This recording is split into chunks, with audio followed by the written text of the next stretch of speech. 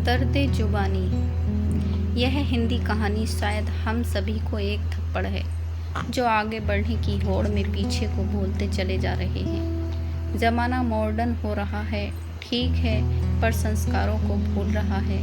यह कहाँ तक कि सही है, इसका मोल वही समझते हैं जिन्होंने हमारी नींव रखी है, जिन्होंने संस्कृति को बनाने जिंदा रखने के लिए कई कुर्बानी दी है। वही समझते हैं इसके हनन की तकलीफ को।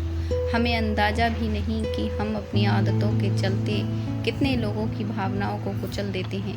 आइए एक ऐसी ही कहानी आपको बताते हैं जो मेरी बातों को चरितार्थ करती हैं। एक समय जब मुगलों का साम्राज्य खत्म होने को था, दिल्ली की सियासत बदल रही थी। तब सभी प्रजा घबराकर इधर उधर शरण ले रही थी, खासकर कला क्षेत्र के लोग, सभी शायर जिन्हें पता था कि अब उनकी रोजी रोटी का भी बस अल्लाह ही मालिक है। उस वक्त दिल्ली में एक मशहूर शायर हुआ करते थे जिनका नाम था मीर। एक दिन मीर भविष्य की चिंता में सर झुकाए बैठे थे। तभी राहगीर गुजरा। उसने रुककर चिंता का कारण पूछा। तब मीर ने अपने और बीवी बच्चों के भविष्य की चिंता व्यक्त की। तब उस राहगीर ने मार्ग सुलझाया। उसने कहा, अभी भी हैदराबाद में मुगल राज है, वहाँ आप जैसे महान शायर की ज़रूरत है, आपको वहीं निकल जाना चाहिए। मीर को यह बात ठीक लगी और उन्होंने दिल्ली से रवानगी लेना तय किया।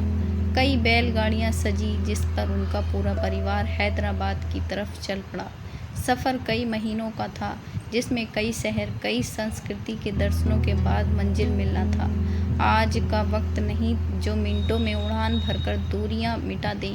मीर भी उस सफ़र पर निकल पड़े। कई जगहों पर रुकते हुए वे आगे बढ़ रहे थे। कुछ दिनों के सफ़र के बाद उनकी पोती ने उनसे बिगड़ी हुई उर्दू में कुछ बातें कहीं, जिससे मीर स्तंभ रह गए। उन्हें एहसास हुआ कई संस्कृति और भाषाओं के मेल से उनकी पोती की भाषा बिगड़ गई है। उर्दू के महान शायर के लिए यह पल अत्यंत दुखदायी था। जिन्हें भाषा में प्रचुरता हासिल थी, उनकी पोती उसी भाषा का अनादर कर रही थी।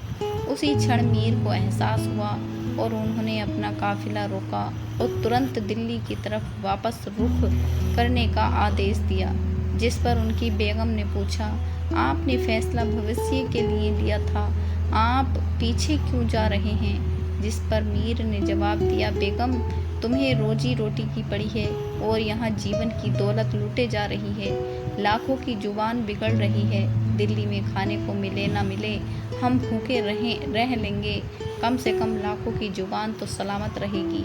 आज ज़माना ऐसे बदल रहा है कि हिंदुस्तान में लोग हिंदी बोलने से शर्माते हैं। फैशन के दौर में हिंदी की जगह इंग्लिश ने ले ली है। हर प्रांत, हर प्रदेश ने भाषा को खेल बना दिया है। ऐसे में भाषा के ज्ञानी को जो दुख पहुंचता है, उसका अंदाज़ा भी हम जैसे लोग नहीं लगा पाते। हम पर फैशन की पट्टी ऐसे बंध गई है कि हम भाषा के महत्व को नकार बैठे हैं, ऐतिहासिक संस्कृति को झुठला बैठे हैं। मॉडर्न होना गलत नहीं, ज़रूरी है, पर अपनी जड़ें छोड़ देना गलत है। अगर हम ऐसे ही पुराने संस्कारों को भूलते रहेंगे तो हमारी नींव कमज़ोर हो जाएगी और हमारा पतन हो जाएगा। जिस प्रकार एक वृद्ध पेड़ अपनी जड़ों का साथ छोड़ देता है, वो एक दिन अपने अस्तित्व को ख़त्म कर देता है। तो दोस्तों, आपको हमारी ये कहानी कैसी लगी? इसे लाइक और हमारे चैनल को प्लीज़ सब्सक्राइब ज़रूर करना और ऐसी ही प्यारी कहानियाँ सुनने के लिए हमारे YouTube चैनल से जुड़ना। धन्यवाद।